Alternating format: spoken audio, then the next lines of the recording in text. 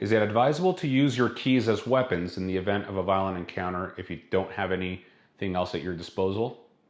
I'll give you my thoughts on this episode of Tactical Tidbits.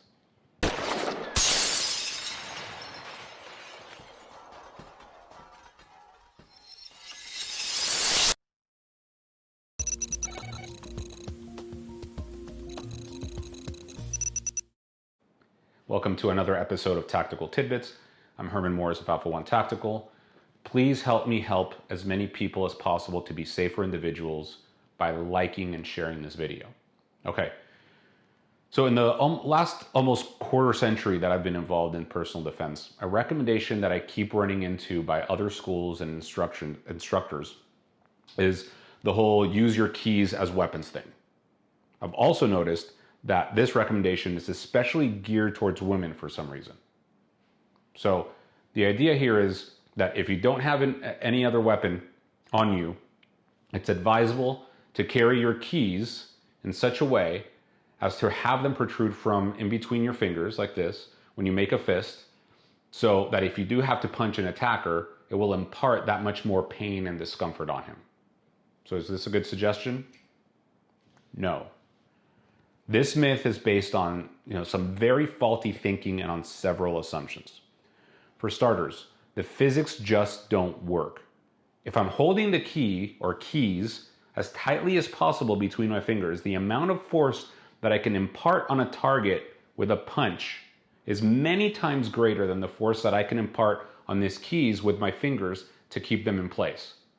Which means that instead of the keys getting lodged into my attacker, they will get jammed into my own hand in a very weak and painful spot. In addition, since most people don't actually know how to punch correctly, they are already running the risk of damaging their hand or hands to begin with. There are a lot of small bones in your hand that can be easily broken, not to mention your wrists, which can also suffer significant damage if you land a blow in an awkward angle. And that's why it's actually better to use a palm strike if you're not already a trained fighter. But aside from the mere physics, another big problem with this idea is the way that it's framed. If you don't have anything on you, then use this. Remember, mindset is the most important thing, and then tactics, followed by skills, and only after that come the tools. If you're worried about your safety or are committed to making sure you're safe, then you should be investing time and effort in the factors towards the bottom of the pyramid. And even when it comes to gear, that is also completely within your control before you even leave the house. So you should never find yourself in a situation in which you don't have the necessary tools to help keep you safe or to defend yourself. Whether that be non-lethal means such as a taser or pepper spray, or lethal means such as a firearm or knife. All of those things can and should be worked out in advance. The condition of if you don't have anything else to defend yourself with only applies to those who know nothing about self-defense and aren't interested in their safety. Their keys won't do a damn thing to solve that problem.